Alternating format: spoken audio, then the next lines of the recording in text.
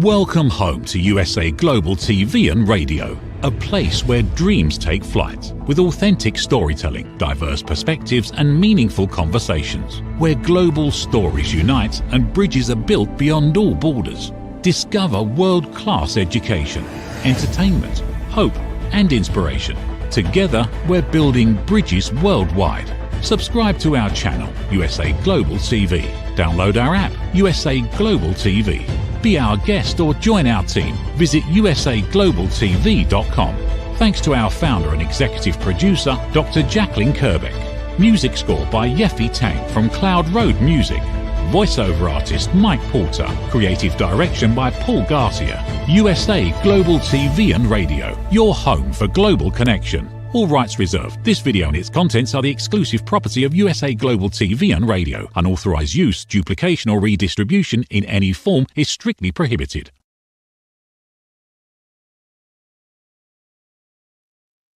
Hello and welcome from the East Coast of the United States of America. This is USA Global TV and Radio. I'm Dr. Jacalyn Kerbeck, and we want to welcome you. Good morning, good afternoon, good evening, wherever you are in the world. We're thrilled to have you with us for another episode of A Woman's Prerogative. Today, we're going to be talking all about you and self-care. What does self-care look like to you? And how is your self-care evolving as time goes by? As I found, I'm soon to be 62 on Wednesday. Boo-hoo. No, but lucky to be here. I have changed some of the things that I do for my own self-care. We're going to be getting into that with my partner on this show. Her name is MARISKA. And I have to say she's been with me. It's got to be 4 or 5 years now. That really says something about loyalty. She is the go-to person for transformation, transformational leadership. She is an expert when it comes to helping people like engineers up their game. She's an expert when it comes to helping leaders really get some vision and clarity as to what it is they're looking to accomplish. She's also an author, and she is, unlike many people out there, go on LinkedIn, everyone and their brother and mother is a coach. This woman actually took all the steps necessary to become a certified coach. Let's welcome MARISKA, who's joining us all the way from Australia. Hello, hello. Good to see you. Hello, hello. And thank you for such a lovely introduction. You are welcome. How are things down under? Well, we are moving into autumn, which for you guys, moving into spring is a bit of a contradiction in terms. So we are getting a little bit chillier and you guys are heating up, hopefully. But being the in-between sort of seasons, we never know. We might get a few more hot days and be lucky, and I'm sure that you might get a few more cold ones and be not so lucky. Today's one of those days. You know, MARISKA, it really amazes me how we're on opposite sides of the world, and it's morning here and it's evening there and vice versa.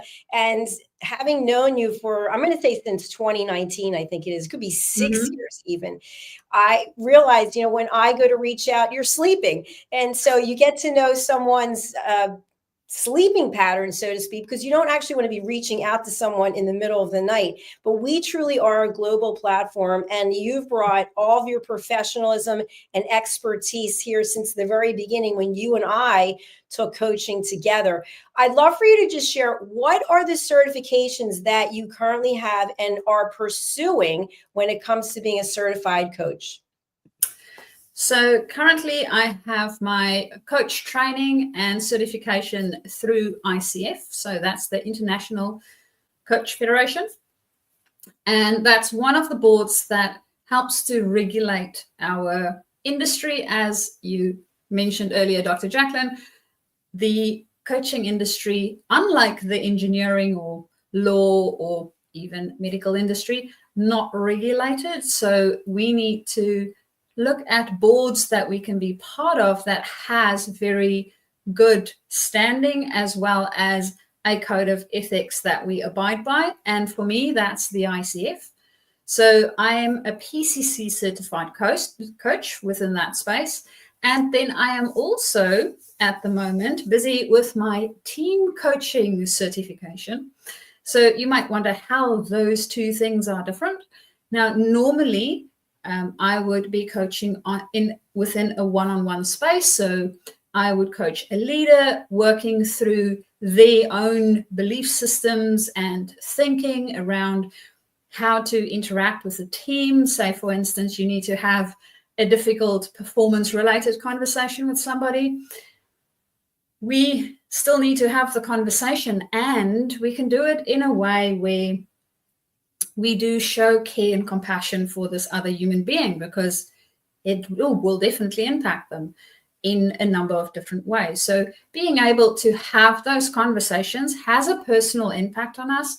And I have conversations with my leaders around how they want to show up, what their being will be when they have those types of conversations. And that's more one-on-one type of conversation. Then we have the team coaching space, where we actually work with the whole team. It's not just one person at a time. Yes, we will have some conversations with the leader of the team, because their influence within the team impacts a whole bunch of different elements and aspects in it. And we also look at the team as a whole and the interactions between everyone in the team, and how our system might be contributing to some of those interactions. Because I don't know about you guys, but typically I don't get up in the morning and go, I want to make somebody else's life miserable. I would like to go to work and enjoy it. And so would 99.9% of the population, although we don't always show up that way. So that's what we do within the team coaching space, is seeing how we can really connect better, bring our environment into that space as well, so that we can have the conversations we need to have in order to be a value-adding team and not only high-performing. So that's the places where I am working, and just to give you guys a bit of an idea of what it entails. And that also brings me back to you, Dr. Jacalyn. Congratulations. It sounds like a subway is going by right now, or some kind of train. So I do want to say hello to our friends at E360 TV. We're glad to have you with us.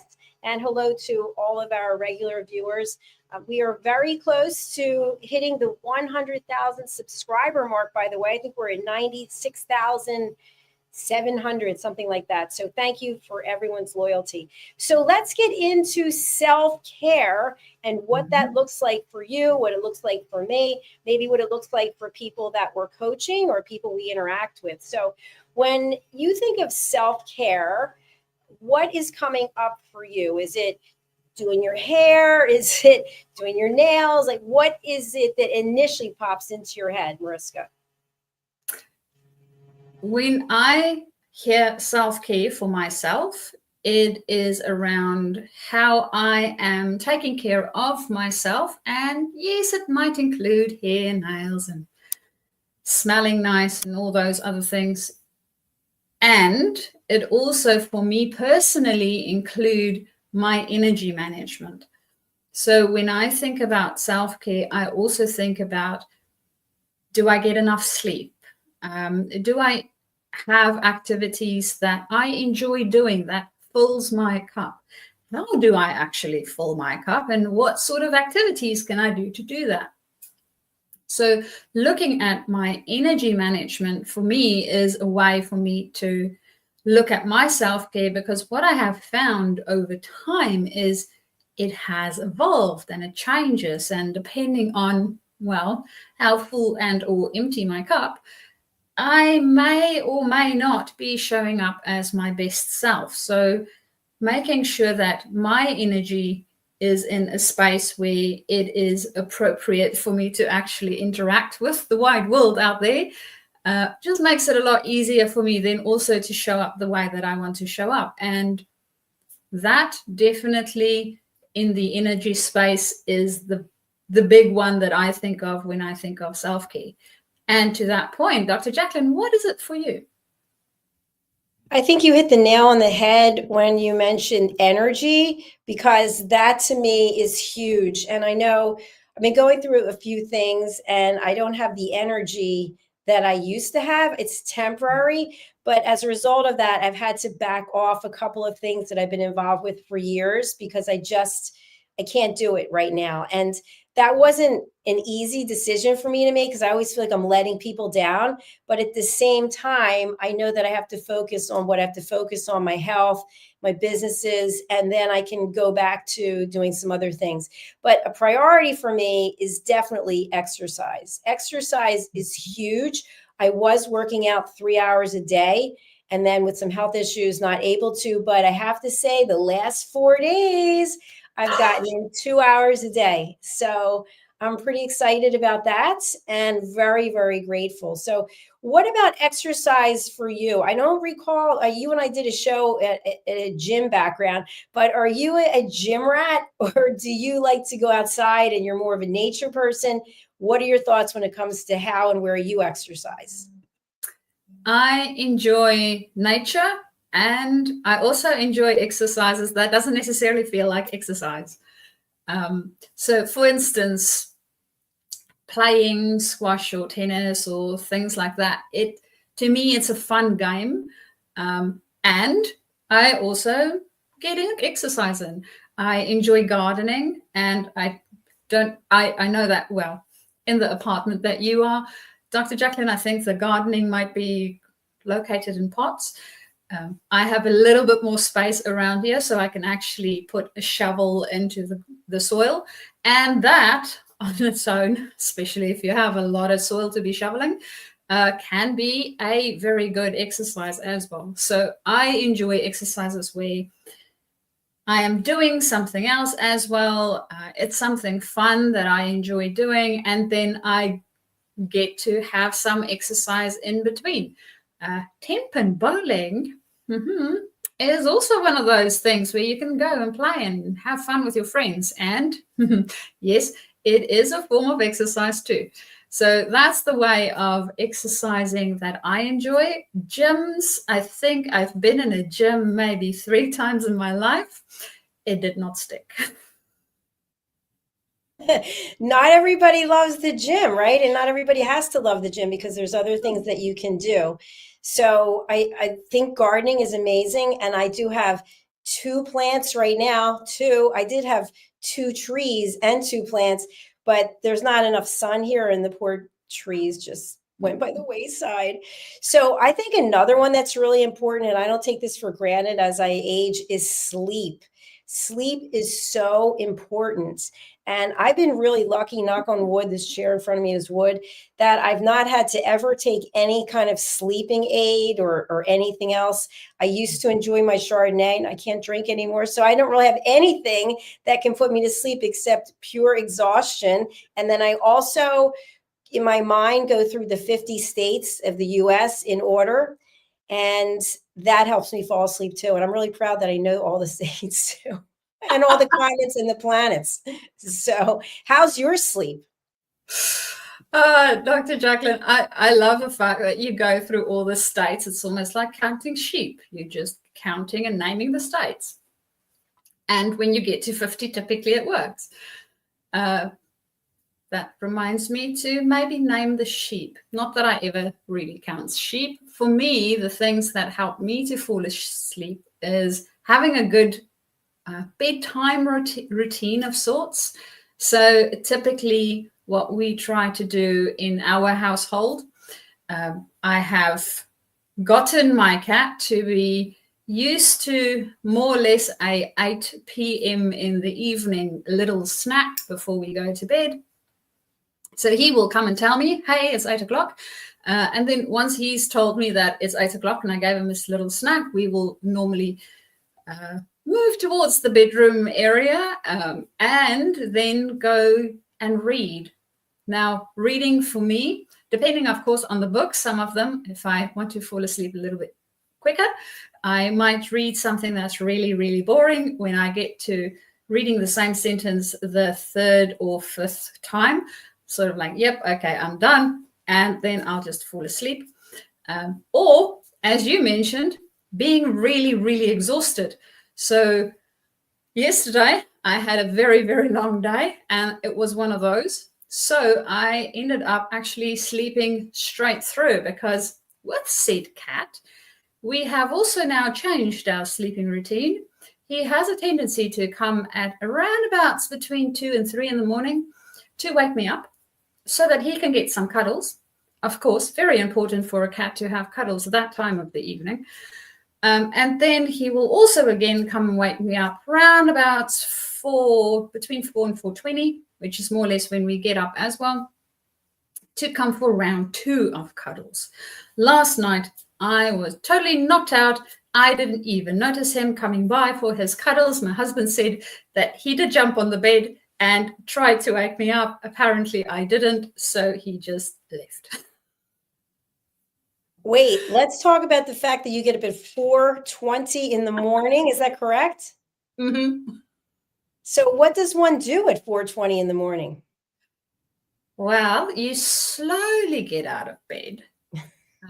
I prefer to have as few lights on as possible that time of morning, because my brain is still waking up and I am still waking up.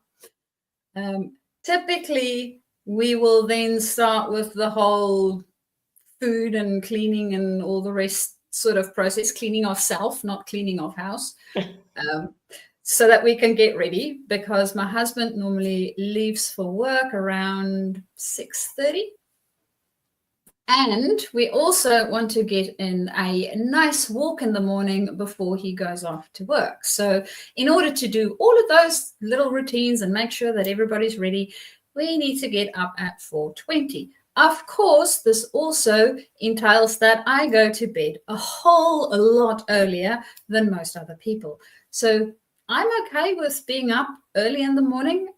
Thank you very much, my parents, because we used to have a dairy, and with dairies, they used to be already busy milking at 3 a.m.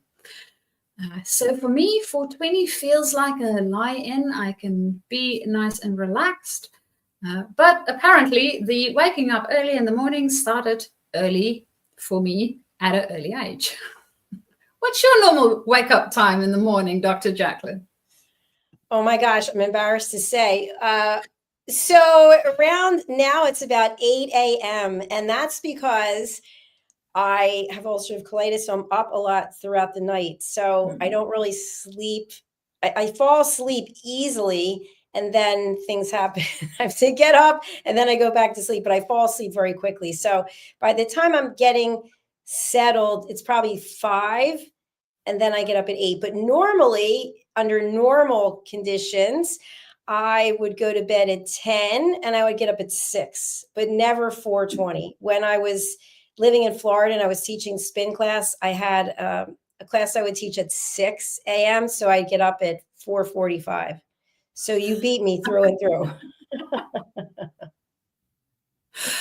Well, and it definitely depends on sleep patterns when we go to bed, all of those sort of rhythms and routines. And I'm sure that I won't easily get up at 3 in the morning. Forget it. My brain doesn't want to work that time of day. And even at the time of day that we do get up, as I said, slow. And my brain doesn't always work that early already. By around 6, 7-ish, I'm good to then start with coaching sessions. That's not too bad. Whereas for other people, it might be way too early. So it makes a difference as to our own routines and what we enjoy. Some people enjoy staying up till 1, 2 a.m. So for them, if they had to get up at 4, it means like 2 hours sleep. Yes. Supposedly we need 8 hours of sleep. And then as we get older, we need more hours of sleep. So I don't know, but I used to be a person who would get 4 hours of sleep because I was working my full-time job. Then I had a side job. Then I had another side job. And I was thinking, yes, I'm really living the dream. I'm just able to work all the time. And I don't need a lot of sleep. But now I realize how foolish that is. We've got to have sleep. And we actually have to take a commercial break right now because it's time. We're going to hear from Steve Klein, who's one of our True Blue fans. And Steve Klein has some beautiful art. And I have to say, I am the owner of a few pieces he has. Let's take a look and we'll be right back. USA Global TV and Radio proudly presents Steve Klein Art at steveklein.art. My name is Steve Klein, born Manchester, England, 1953. My quest in my lifetime is to create artwork from my soul and the deepness within my wildest dreams and fantasies. In 2012, my heart stopped when I was given too much anesthetic for a minor knee operation, and this near-death experience took me to another multi-dimensional world, an out-of-body experience, and I was given the gift of being blessed by an overwhelming, burning passion to become, for the very first time in my life, an artist with an eternal, passionate desire to bring my art, which I've named multi-dimensional, subliminal, freeform art, to the world, as only 3% recover from what I experienced, and now in my golden years want to release my cosmic, vital energy through my art to allow people to be a part of my cosmic dance. To learn more, email roccogoodwine@gmail.com. For VIP pricing, mention USA Global TV and Radio.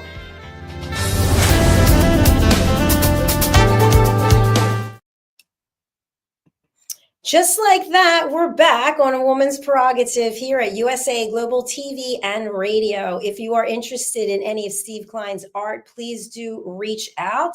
His contact information is there. You can contact me. I will be sharing some of the beautiful pieces that I own. Believe it or not, he's in the Netherlands. I'm in the US, and I have some of his beautiful artwork framed here in my home. Let's welcome the star of our show, Mariska joining us from Australia. Hello and welcome. Hello and welcome back. Yes, welcome back. So we're talking about self-care today, and we reviewed a number of topics. What about massage, or what is the other thing? Pressure. I forget what it's called, where you do some kind of pressure things. Acupuncture? Thank you. Acupuncture. Do you do either of those? Massaging, yes, from time to time. I know one of my friends has I think it is a weekly or every 2 weeks appointment where she goes for massages, and it is different types. So sometimes she goes for more sport type of massages, depending on what she was up to. And other times more relaxation type of massages. So there's also such a wide variety of things within that massage space. It is, to me, it always feels like a treat. So when I feel like I want to do something really special for myself, that is typically when I will go for a massage. So in my head, I have reserved it for special occasions. And in saying that, it doesn't need to be a special occasion. Sometimes we just need to pamper ourselves, and that is as special as the occasion needs to be. Or, I don't know, if Dr. Jacalyn, have you ever felt like, I really, really want this one thing in my life, whatever it might be, a piece of chocolate or a massage, and then just wanted to go and get one? Absolutely. I love massage. I haven't had one in probably a year. I get one maybe once a year. And part of the reason is, to your friend's point, who was getting it done on a regular basis, I found when I had a membership to one of these massage places and I was going at least once a month, it was different than if you get one here or there, once a year, because when I get it now, I always seem to come down with something. So I know they're releasing all these toxins from your body. Mm-hmm. And so since I'm not going on a regular basis, I guess the toxins build up. So I don't really want to go and end up sick. So I'd have to start going on a regular basis. But I have to say, I'm going to give a little bit of a secret, maybe too much information. I don't know. But every night before I go to sleep, I'll have something on Netflix, and I will take out this beautiful cream with vitamin E oil, and I will massage my feet, and then I massage my hands, and then I put little socks on my feet, and I just feel like it's good for your skin, and it releases, any tension that you might have, especially since I do a lot of weightlifting, and my feet, I'm standing most of the day. So that's my little secret that I do. Don't tell anyone. Well, we just shared it with the whole world. Yes, but I did. promise I won't say anything. Okay, perfect. So what are your thoughts about, I'm just going to put this out there because it just popped into my head. I don't get this done, but you don't have to say if you do or not. Many people do. Waxing is a self-care thing. People don't want to shave, so they go and get waxed. What do you think? I have never done that. I don't know whether it's fortunately or unfortunately, I'm not a sucker for pain. I don't hear you screaming from here. So. Yeah, I do own a razor. It works pretty well. I love it. Same with me. So one thing that I do for self-care is my hair. So I have my hair colored, which is great. And then I also, from Instagram, I saw this, I want to say it's an ad. And since we're not paid spokespersons here for this company, I'm not going to mention the name of it, but the ad shows these women with, this long hair, and they're flipping it over, and they're doing this and they're doing that. And so you can take these capsules, which are allegedly all natural things, mostly B complex vitamins that help your hair and your skin and your nails. So I've been taking it for about a year and a half. And I have to say, my hair is pretty long, and I just had it cut. So I really think that it works. And in the other supplements that I take, I don't see anything with B vitamins. So I do treat myself to that because it does cost money. And I do take other supplements, which I think is part of self-care. What about you? Do you take any vitamins or supplements?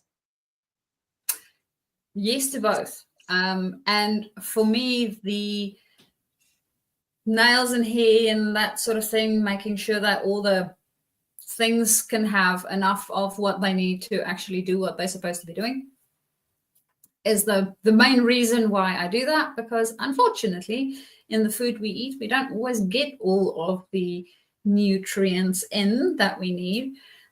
And I've also, from time to time, seeing as I've moved quite a few countries, you don't always get the same things in the same places. So I've had to re-look at the type of supplements and vitamins that I take in and make sure that they actually work the way that I want them to work. I've had one, for instance, where it helped with your joints. And unfortunately, so the stuff that it had in it was a specific thing that they get out of oysters. It's really good for your joints. And I also have now I can't remember the medical term for it. So what happens is the cartridge around your joint gets little leaks, and the fluid inside of it leaks out and makes weird little bubbles. So unfortunately, having taken that specific supplement, it made my joint spaces very lubricated, so much so that my the piece that's around it didn't like all the pressure. So I had to stop using that. Damn good and not good at the same time, because my body just doesn't like it. So that's sort of things that I look at when taking supplements, and of course whether they're actually absorbing properly. Otherwise, the body will just eject it. And that's not what I want. I don't want to pay a whole bunch of money for something and then literally waste it. That would just be sad. So Dr. Jacalyn, I'm very happy to hear that supplement actually works. we had a show on last Monday, I think, with Justin Rigliani. The show is You as a Whole, Body, Mind, and Soul. And he talked specifically about supplements. And in the US, we have a government entity. I mean, a lot of the government entities have been demolished or gotten rid of. But this one's still in existence, as far as I know, the Food and Drug Administration. And they do not oversee supplements. So you or I could come up with anything and put it in a bottle and sell it and say it's a supplement. It does this, it does that. Now, apparently, if it doesn't do what it's supposed to do, then the FDA steps in. And I'm using air quotes and all of this, so please don't quote me because I don't work for the FDA. So what about in Australia? Do you have a governing body that oversees supplements, or is it something similar where anyone can really put something in a package and say it does this and that? I have no idea. I honestly have no idea. Good question. We'll need to look into it. Potentially Google will be able to tell me, but no, I have no clue whatsoever. I know that normal medications get regulated, but as for supplements and vitamins and stuff like that, no clue. It could be the same thing that we have here in the States. You mentioned earlier about for your joints, were you taking, I hope I'm going to say it right, conjoined glucosamine, something like that? It sounds like that might have been it. I might have butchered the name somewhat, but you mentioned about oysters. That is one that that's a supplement I cannot take because I have my shellfish allergy. So what's interesting is during the pandemic, I was watching a show on Netflix. It was The Ink Master about tattoos. I have no tattoos, but I always thought it was interesting. What are the reasons behind people getting tattoos? So I started looking into it, and some of the tattooing ink, primarily the black ink, has oyster shells that are crushed oyster shells. So for someone like me, if I were to go and get a tattoo, that could be life or death because of my allergy to shellfish. So it is interesting that you would find oyster shells in supplements like that and also in tattooing ink, and I'm not sure what else. So when you think about the fact that there's not a governing body per se, who knows what could happen, right? You have to be really careful. And then what is the interaction between what you're taking, maybe some pharmaceuticals, maybe your food? It's really tough to say. So I think when it comes to self-care, that's when you have to be really, really doing a lot of research. What about, and this is one I'm not really good with, what about vacations? What about taking a vacation and getting away from all of it? Tell me about your vacations. Vacations. Let's see. Well, typically we try to have one at least once a year. And from time to time, it's not necessarily a going away. It's just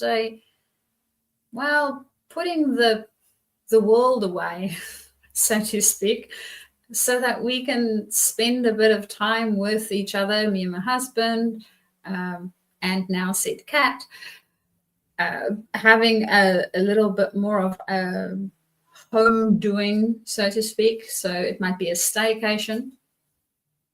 And of course, we also do enjoy traveling and seeing new places and going to different areas. So from time to time, the vacation might also be short trips. So it might be a weekend or a day trip that we also enjoy interacting with. So to me, vacations is really in the energy management space for some odd reason in my brain.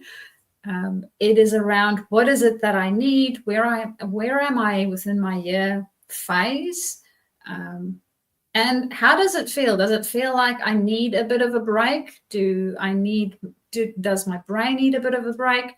For me, even, and Dr. Jacalyn, this might sound very weird, I have a fondness for books. So the books part isn't the weird part. The weird part is I have both educational material that I enjoy reading within the leadership space, as well as all sorts of made up stories. So it might be science fiction or fiction or horror stories from time to time, or anything within the, what do you call it?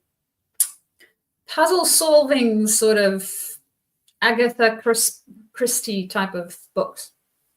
So for me, a vacation, if I had a lot of reading within the learning space where I did a lot of leadership development type of reading, or I, like with my team coaching course that I'm busy with at the moment, I've got a lot of reading within that space. At a stage, and it's like, I need a vacation from that. And I don't necessarily go away. I literally pick up a fantasy book or a Star Trek or something that is way out there and absolutely novel, and it has nothing to do with just normal life. And I will go on vacation that way, because guess what? That person created a whole world I can go and explore. So that's a way that I also take vacation. How about you, Dr. Jacalyn? I know that physical vacations, not so much, but other types of vacations? I went to London in November, and even though it was a business trip, I had a ton of fun.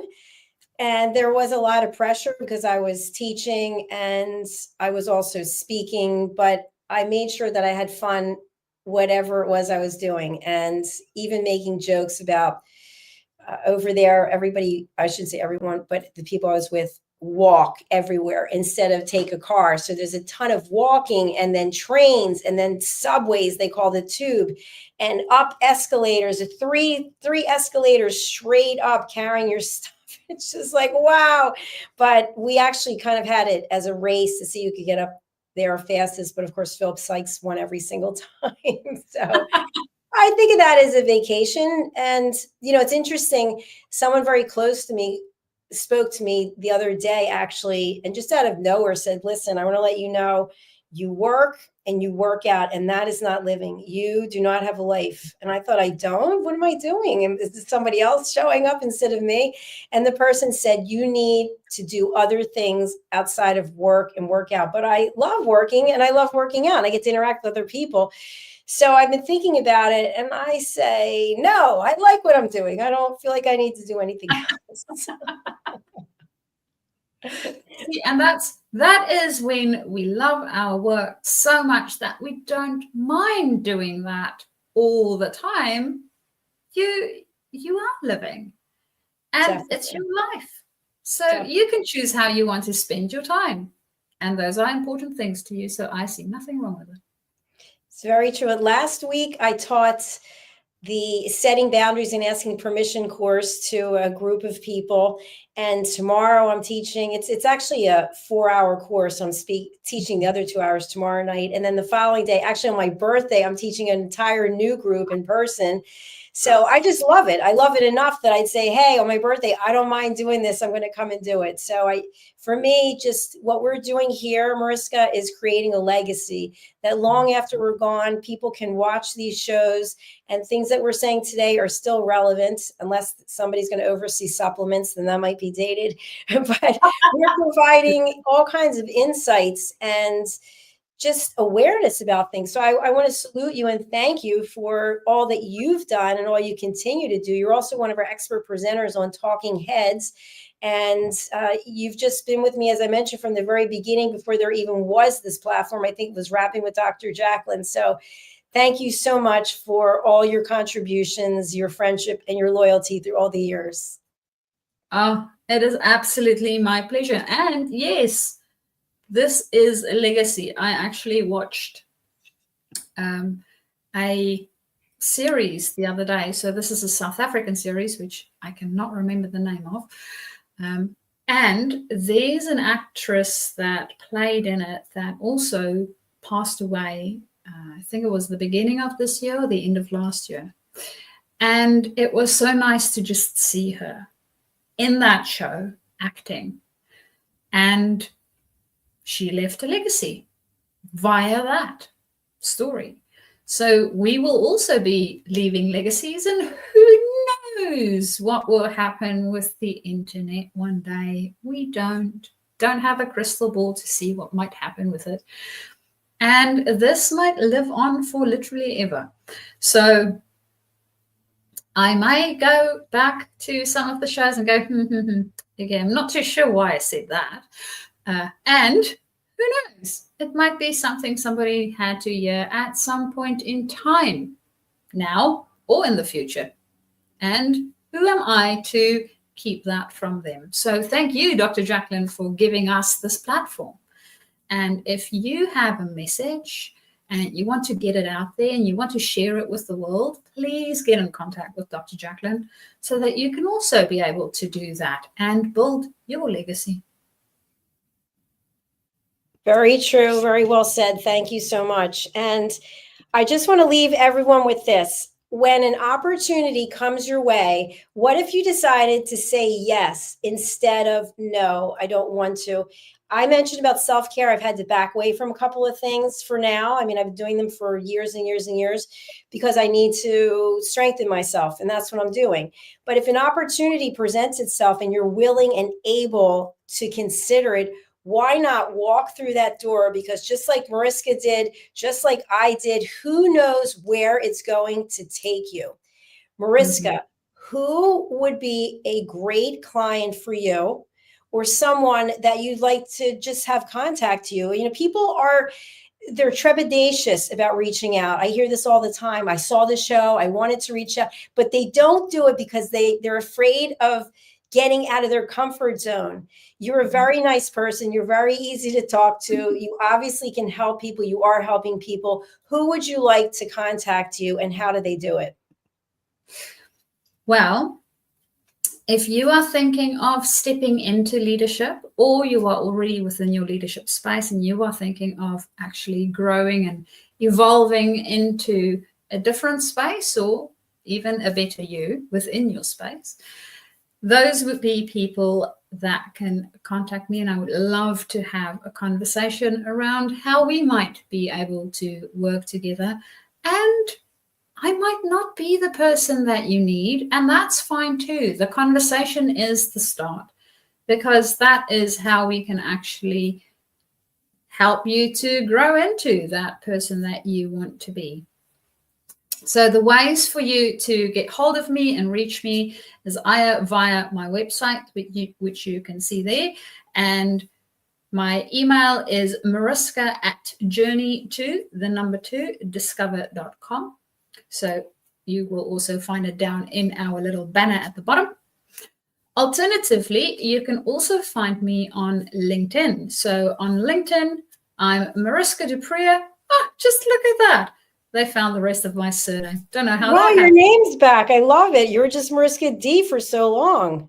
Yes, it seems like somebody is listening to the show from I love LinkedIn. This is so good. I have my full surname again. So you can find me on LinkedIn and write me a direct message there so we can start our conversation. And to your point, Dr. Jacalyn, I know that a lot of the time people think that, wow, you on the show and I might not know what to speak to you about or how this works. You know what? I'm a human being just like you are. And I would love to have a conversation. And that is how everything starts, is with an open door and a conversation. So I am inviting you to have the conversation. I would love to. It would be fun. I am sure of it, because we will both ensure that it is fun. And with that, I would also love to hear from Dr. Jacalyn as to what she's up to. Well, I don't know what's in the middle of the screen because there's nothing there. I don't know why we have this big black box. Let's see. Okay, so what I'd like to say is if anybody out there would like to be a guest, please go over to our website, usaglobaltv.com/book your session. If you'd like to be considered to have your own show, we'd love to hear from you and grill you up. No, we'd like to just interview you about what would make sense. Go to our website, usaglobaltv.com or usaglobaltv.com. And with that being said, we're going to say goodbye to everyone. Thank you to E360. We appreciate all of you there. E360 is an incredible distributor of content, and they're growing in leaps and bounds. They've been around for probably double the amount of time that we have. Aaron's doing an amazing job over there. Aaron, thank you so much. And thank you, Mariska. I really appreciate you being here. And we'll be back next week. And our next show is You as a Whole, Body, Mind, and Soul with Justin Morigliani. So let's stay tuned for that. In the meantime, we're going to go over to our sponsors. Bye for now. Bye, everyone. Bye. In a world full of noise, misunderstandings, and interruptions, master the art of listening with Dr. Jacalyn Kerbeck. Dr. Jacalyn Kerbeck is the listening mentor of USA Global TV and Radio and the Amazon #1 best-selling author of Mastering the Power of Elevated Listening. Elevate your listening. Elevate your life.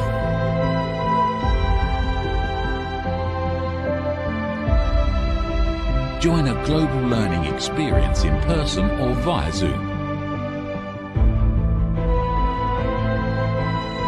Reserve your spot today. usaglobaltv.com/book-your-session or drjacalyn.thinkific.com. Join Dr. Kerbeck's listening courses or hire her to unlock deeper connections and authentic conversations. 5 Little Known Secrets for Dementia Caregivers with Tracy Cram-Perkins. Hi there, I am Tracy Cram-Perkins, the host of the Dementia Home Care Show here on USA Global TV and Radio. I am also the author of the book of the same name. And you'll see this QR code. This is for an extended version of the same talk. So if you want to see the full hour-long version, feel free to scan the code and go to that website. Stick with me, we'll talk about 5 little known secrets to make it a little easier to do dementia caregiving. What you're seeing on the left-hand side is a healthy aged brain, age 55 and above.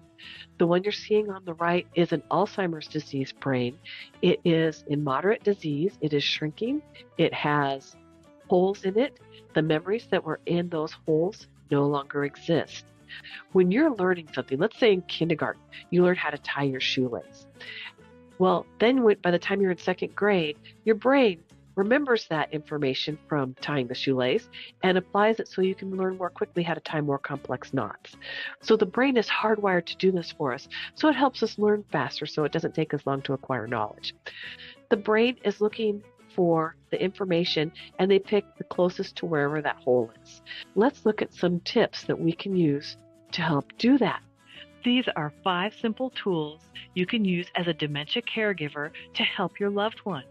The whiteboard is a useful tool in recording the day's activities and the answers to repetitive questions.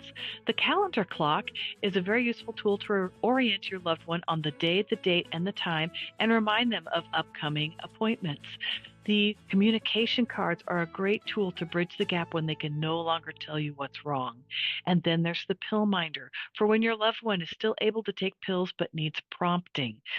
The final tool I want to share with you is the memory book. It tells your loved one's story.